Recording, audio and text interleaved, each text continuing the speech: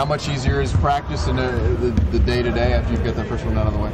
Not really any different, and I think that's a testament to how hard the players have been working. It says a lot about them. Practice wasn't any different yesterday than it was before, and we definitely want to win more games. That's what they're shooting for. That's what we're striving for. But again, I think when I can answer that question honestly and say, well, it's not any different, then I think it says how hard they were trying before. The mood, though, I mean, obviously better. Not really. I mean, their approach has been great, and obviously it's a very happy locker room after we won, and hopefully that's something that they want to try to do again and again and again. But it's been too long, but it was a great locker room on Saturday. That's where I noticed the big change in mood, but as far as the approach to practice, it's been the same. And breaking down the film, what were some of the other things aside from just taking a lot better care of the ball, playing really tough in the paint? What were some of the other things that you saw breaking it down that you liked? We played a very complete game the other night. We made mistakes just like we always do, just like every team does, but we can do a lot better screening. We do a lot better with the pace of the offense.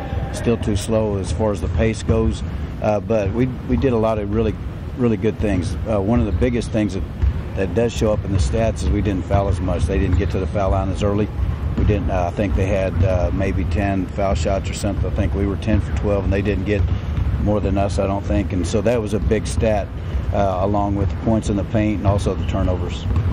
Is winning something that once you taste it a little bit, it's easier the second and third and fourth time around? Not really. I mean, I don't mean to be not agreeing with your questions or whatever, but I don't think so. I think that you have to understand that you have to earn games. I think when we went to Oklahoma State and had a really good chance to win. I think when we came here, we thought we were going to win. When they came here, we thought we were going to win just because it had been a close game down to the wire. And I think with the Oklahoma game, the approach is a little bit different because we always harp on it. You have to earn something. No one's going to give you anything. You have to take something from them. And so I think it really made a big step forward in that respect. It probably does give you the idea that, hey, we can do this, and because it's hard to know that until you do it in conference. And so it probably does give you a little extra as far as, hey, the confidence of we can do this. Now, let's remember why we did do it, and let's try to repeat it. When you're talking about learning from performances, obviously when you guys went down to College Station, didn't really get the performance that you wanted out of that game. So what can you learn from that game? Yeah, I mean, they whipped us, but I tell you, we just couldn't score. And like the other night, we go 0 for 7 to start the game. That's not the way you want to start, but we didn't score for the first 10 minutes of the game down at Texas A&M. But I thought we played as hard as we played all year. I don't know if I knew that at the time, but when I looked at the tape as getting prepared for our next contest, we played really hard for the first 10 minutes when we weren't scoring, and they started making some shots, and then we let down a little bit after that. But then we came back and played really hard in the second half. But we have to do everything better.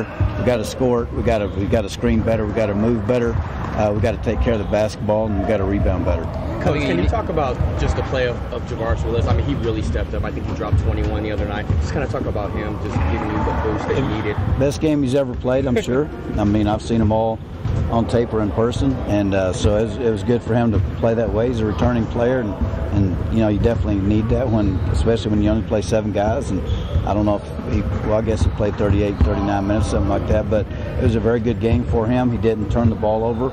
He defended like crazy. Pledger's a very good player, their leading scorer, and he didn't get much at all against us, but mostly against Bean. And so it was a very complete game by him. I believe he had 5 defensive rebounds as well.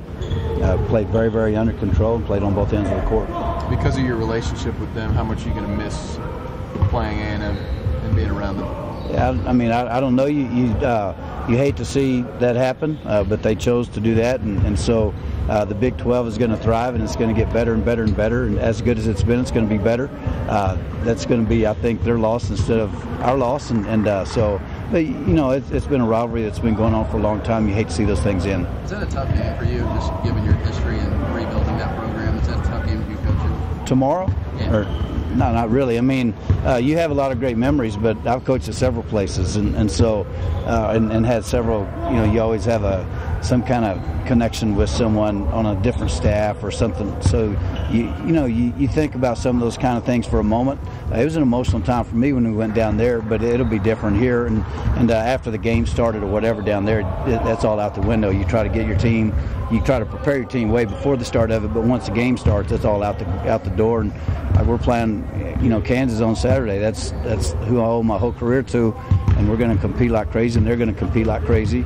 But they would expect the best from me. A&M would expect the best from me as a coach to prepare my team the best, and I expect the best from them. It's a great university, and it's just a competition.